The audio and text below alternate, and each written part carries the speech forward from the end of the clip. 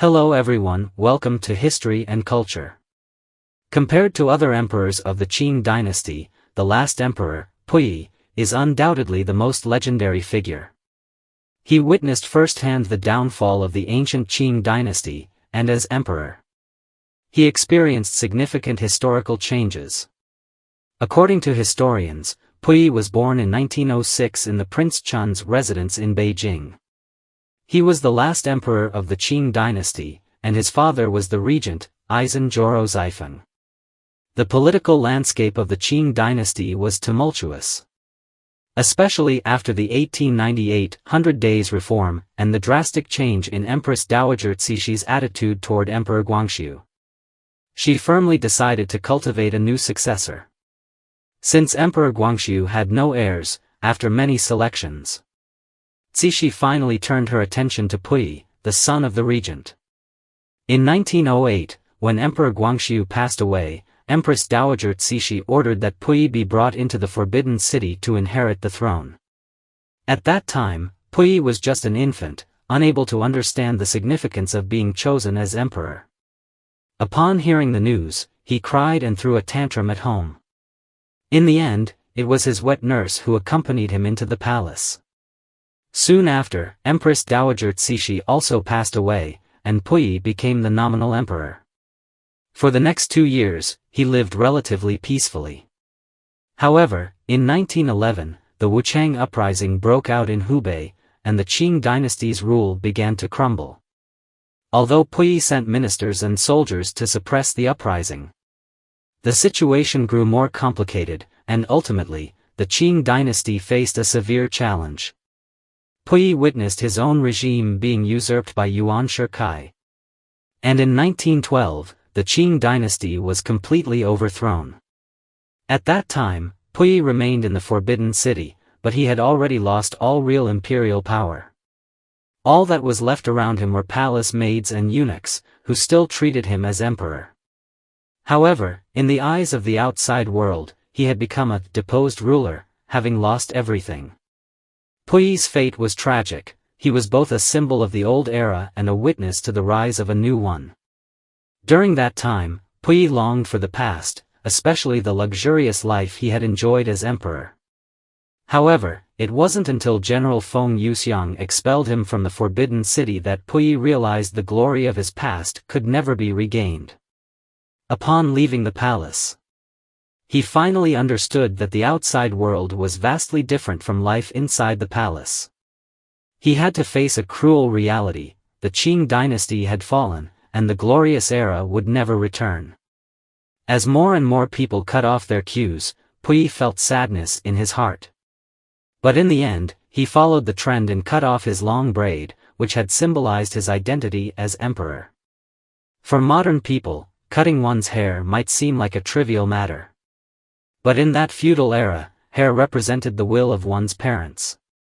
Cutting off a queue was almost equivalent to betraying one's ancestors. From this act, it is evident that, as the last emperor of the Qing dynasty, Puyi's mentality had undergone a profound change, and he had started to accept his transformation from emperor to ordinary person.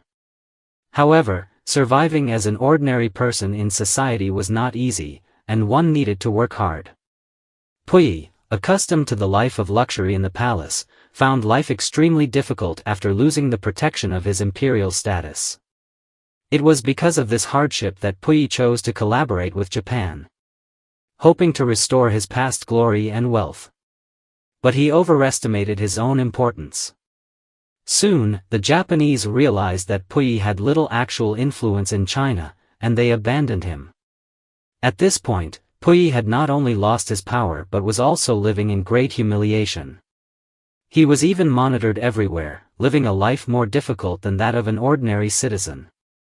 After experiencing the threefold identities of being a monarch, an ordinary person, and a puppet emperor, Puyi underwent deep reflection and gained profound insights into life. Later, he was imprisoned for treason. After 10 years of imprisonment, Puyi was finally granted a pardon in 1959. Soon after, through a friend's introduction, he began working in sanitation at the Institute of Botany, Chinese Academy of Sciences. Before starting his work, he stayed at his sister's house for half a month to see how Beijing had changed after 10 years. During this time, something interesting happened. Once, while Puyi was waiting for a bus by the roadside, a group of descendants of the Eight Banners saw him and knelt down respectfully, calling him Your Majesty. However, this did not make Puyi feel the long-lost dignity. Instead, it reminded him of the painful past. He softly said, "I am no longer the emperor," and quickly left, disappearing into the crowd. Additionally, it is worth mentioning Puyi's education. From a young age, Puyi did not like studying. In fact, he can be said to have put little effort into learning. Apart from frequently missing school due to illness, he often had eunuchs inform the teachers that he should be excused. Puyi was far more interested in the large cypress tree outside the Qing palace in the Forbidden City than in his studies. He would often squat there, observing ants, sometimes forgetting to eat as he played for hours. Later, he developed a strong interest in crickets and earthworms, even having people bring in large ancient porcelain pots and jars to keep these insects.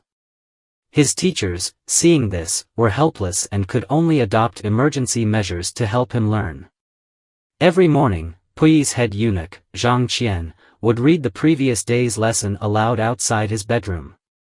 When Puyi went to pay respects to the Empress Dowager, the teachers would treat reciting the lesson as a greeting, requiring him to recite it in front of her from start to finish. This way, Puyi could barely remember some content. After years of study, Puyi still couldn't recite many passages. And his Manchu language was even worse. He hadn't even learned the most basic characters. When his Manchu teacher, Ike Tan, passed away, this subject was completely abandoned. To encourage Puyi to study, other teachers came up with a plan, appointing companion students to study with him. The companion students received a monthly reward of 80 taels of silver and enjoyed a special privilege, riding horses in the Forbidden City. This privilege allowed them to ride a short distance from the east or west gate into the palace before dismounting, which was an honor for the court officials. Initially, Puyi's Chinese companion student was Aizen Joro Yuchong, the son of Prince Pulu, and later his younger brother, Puyi, also joined him. During this period, Puyi made some progress in his studies, at least being able to sit quietly in the study for a while. The teachers also sometimes indirectly taught him by scolding the companion students, helping him correct bad study habits. Regarding Puyi's late love life, in 1962, Puyi held his wedding, inviting family and colleagues, with over 100 people attending. On that day, Puyi wore a Zhongshan suit and delivered a long speech. He said he chose that day for his wedding because the next day was Labor Day. Puyi looked radiant at his wedding. According to some historical records, only 3 months after Puyi returned to Beijing, Zitao introduced him to Miss Zhang. She was fashionable, enthusiastic, and even invited Puyi to dance and smoke. Puyi was initially interested in this relationship. But when he learned that Miss Zhang's father had been a servant in the Prince Chun's residence and was deeply favored by the emperor, he felt the relationship was too complicated, and their interactions abruptly ended. Not long after, Wang Degu, a cousin of Wanrong, who had not married by the age of 50, also became interested in Puyi. She invited him to dinner, arranged meetings, and even pursued him, which bothered Puyi. At the same time, a former attendant tried to marry his daughter to Puyi to gain favor, but Puyi also rejected this proposal. He said, "They want to marry the emperor, not me, an ordinary person." This statement revealed Puyi's inner recognition of his identity. He was no longer the majestic emperor.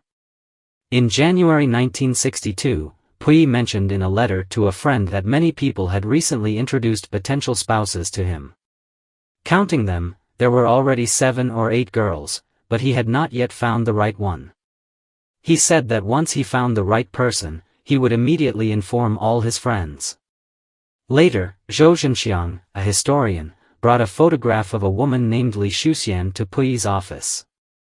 After seeing the photo, Puyi was interested and was even more satisfied when he learned that Li Shuxian was a nurse.